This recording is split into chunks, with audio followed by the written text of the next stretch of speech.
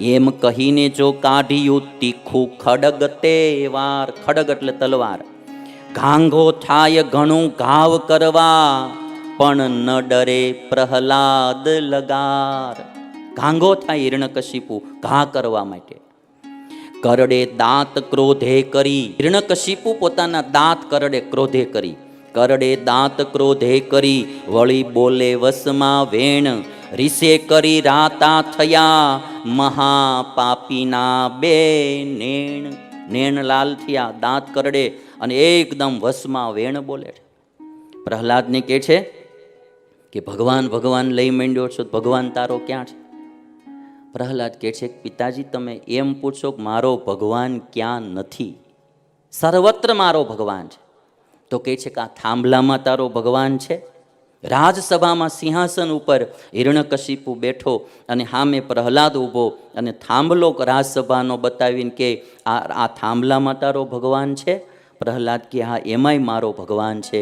અને ત્યારે સિંહાસન ઉપરથી કૂદકો મારી હિરણ્યકશિપુએ તલવારનો એક ઘા થાંભલામાં માર્યો, થાંભલો તૂટ્યો અને નરસિંહ ભગવાન પ્રગટ થયા.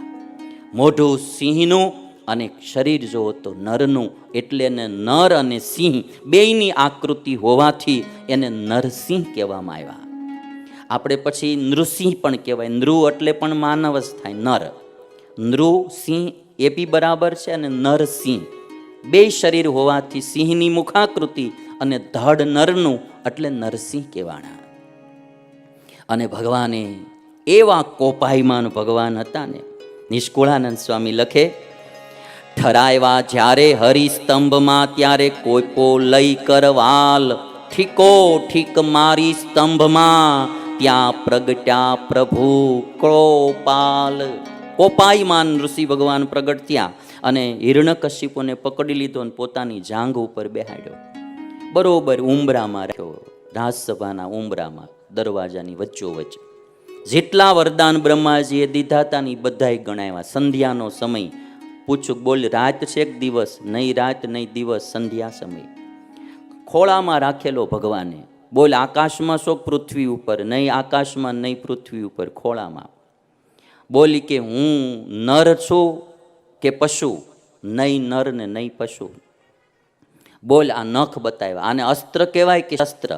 નહીં અસ્ત્ર ને નહીં શસ્ત્ર. અને ત્યારે દેવતાઓએ સ્તુતિ કરી તો ટાઢા ન પડે. દેવતાઓને પાસે જવું પણ ભગવાન પાસે જવાય નહીં, એકદમ કોપાયમાન હતા. એટલે દેવતાઓએ વિચાર કર્યો કે હવે શું કરશું? તો કે છે કે લક્ષ્મીજીને મોકલો. ગમે એવો માણા ધગધગતો હોય, પત્ની પાસે જાય ને એટલે ટાઢો પડી જાય. આવું લખ્યું છો? હા, આ પહેલેથી હાલ્યું આવે એટલે તમારે કાંઈ મૂંઝાવવું નહીં. પત્ની પાસે આવે એટલે પતિ ટાઢો પડી જાય. એટલે એકદમ લક્ષ્મીજીને કીધું કે તમે જાઓ. તો લક્ષ્મીજીએ મુખાકૃતિ જોઈ, આમ જરાક પાસે જવા વિચાર કર્યો પણ મુખાકૃતિ બદલી જ નહીં, કે આજ આમાં હાથ નાખ્યા જેવું નથી, કે આજ કંઈક રૂપ આખું જુદું જ છે. લક્ષ્મીજી બી ન ગયા. દેવતા હોય ત્યારે પ્રહલાદને કીધું કે તમે જાઓ.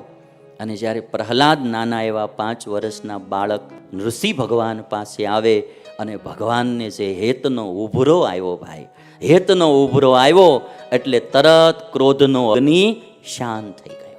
આમ જેમ દૂધનો ઉભરો આવે ને કેમ આગને ઠારી નાખે, એમ હેતનો ઉભરો ભગવાનને આવ્યો અને એનો ક્રોધ જે ક્રોધાગ્નિ હતો એ શાંત થયો. પ્રહલાદને લઈ અને પોતાના ખોળામાં બેહાડ્યા છે. અને પછી ભગવાન એમ કહે છે કે હે પ્રહલાદજી, તમારે જે જોઈએ ને તે તમે માગી લો. અને રાજી થઈને માગવાનું પ્રહલાદને કીધું. પ્રગટ્યા નૃસિંહજી પ્રહલાદને કાજજી. નૃસિંહ ભગવાનનો અવતાર કેવલ પ્રહલાદની રક્ષા કરવા માટે થયો, બીજું કોઈ કારણ નહીં. પ્રગટ્યા નૃસિંહજી પ્રહલાદને કાજજી, બહુ રાજી થઈ બોલિયા મહારાજજી. માગો માગો પ્રહલાદ મુજ થકી આજજી, આપું તમને તેહ સુખનો સમાજજી.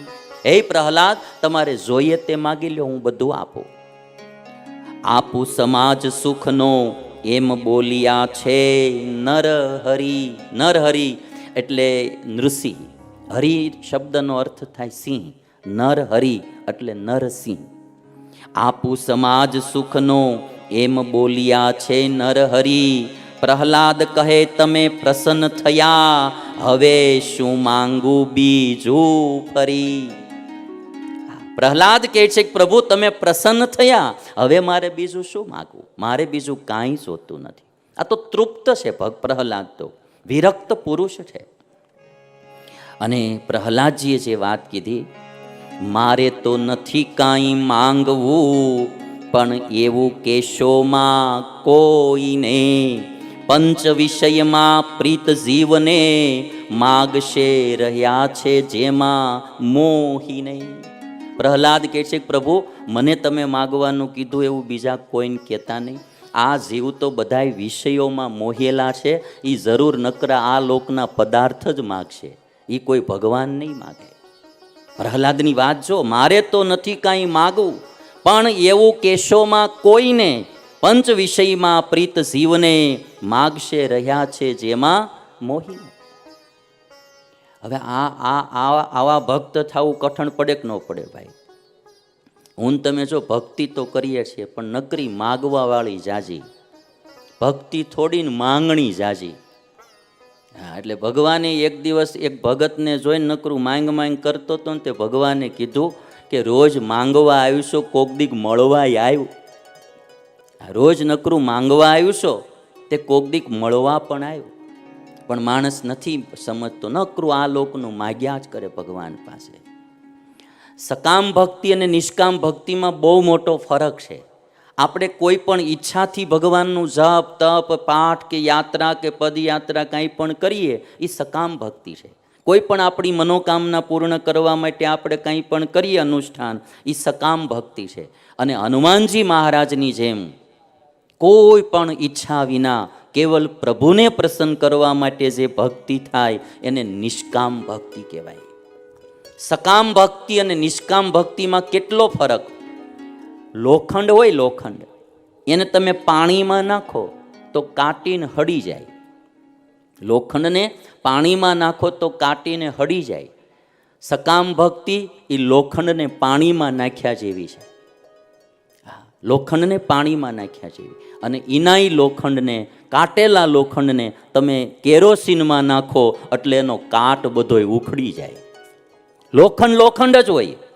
એકદમ સારો લોખંડ હોય પણ એને તમે પાણીમાં નાખો એટલે એ કાટી જાય. અને કાટેલા લોખંડને કેરોસીનમાં નાખો એટલે એનો કાટ ઉખડી જાય. સકામ ભક્તિ એવી છે કે લોખંડને પાણીમાં નાખ્યા જેવી, અને નિષ્કામ ભક્તિ એવી છે કે કાટેલા લોખંડને કેરોસીનમાં નાખ્યા જેવી.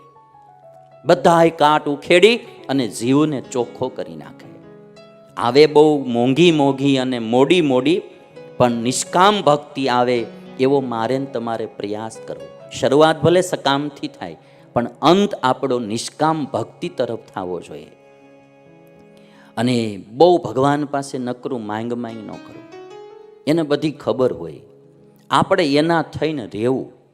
હા, એના આ દીકરાઓ મા બાપના થઈને રહે તો છેલ્લે બધું મા બાપ કોને દઈને જાય છે? દીકરાને જ દઈને જાય. એમ મારે ને તમારે ભગવાનના થઈને રહીએ, ભગવાન બધું જ ધ્યાન રાખશે. બહુ માંગ ન કરવું. પ્રહલાદ કહે છે કે મારે કંઈ જોતું નથી. પ્રહલાદ શું કે, થોડીક સેવા કરી તમારી, માગે છે મોટા સુખને, એવા વેપારીને ઓળખી, વિષય સુખ દેશોમાં વિમુખને. વિમુખને વિષય સુખ નો દેશો. આ જ વાત અમારા પ્રેમાનંદ સ્વામીએ લખી કે હે મહારાજ, તમારી મૂર્તિ વિના બીજું સુખ મને ન આપશો.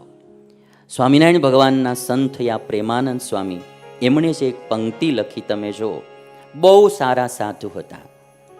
એ વંદુના પદ ગાતા હોય ને સ્વામિનારાયણ ભગવાન એમ કે સાધુ, આવા સાધુ જે ભગવાનને સંભાળીને આવી રીતે પદો ગાય છે, આવા સાધુને તો ઊભા થઈને સાષ્ટાંગ દંડવત પ્રણામ કરીએ. સ્વામિનારાયણ ભગવાનને દંડવત કરવાનું મન થાય ને ભાઈ, તાલી તો હરખી વગાડવી પડે, ભલે આપણે એવા ન થાય. અમારો સુજીતભાઈ દિલ્હીમાં આમ ખાલી ટીવી સામો બેઠો દાંત દેતો હોય તો તમે તો સન્મુખ બેઠા છો યાર. હા, એમ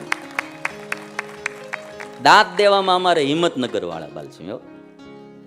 આ બધું સિનિયર સિટીઝન ગ્રુપ છે. મેં એક કથા કરીને આવ્યો હું હિંમતનગરમાં, અને સિનિયર સિટીઝન દિવસની કથા, જ્યાં સિનિયર લોકો બધા આવે. મેં કીધું મળો આ 7 દી કેમ પૂરા થાય? હા, બધા આમ 60 વર્ષ ઉપર લગભગ, પણ માળા દાંત દે એટલે જુવાનિયાને પાછા પાડે ને એવું દાંત દે. 7 દી મોજ કરી હિંમતનગરમાં. અને આયોજકો બધા સિનિયર સિટીઝનો બાલસિંહ બધા જ તે. હમણાં હું 4-5 દી પહેલા ગયો તો ખાલી, તો 50 ઘરે પધરામણી કરી. આ બધાય ભાભલા ભેગા ને ભેગા બધા જ તે હો. 60 વર્ષ ઉપરના. અમારા અમરસિંહ બાપુ છે, અમારા બચ્ચુ કાકા છે, અમારા પ્રવીણભાઈ, બધા સાથે ને સાથે 50-50. હું થાકી, આપણા જુવાનિયા હોય ને તો થાકી જાય, આ એક કોઈ થાકે નહીં.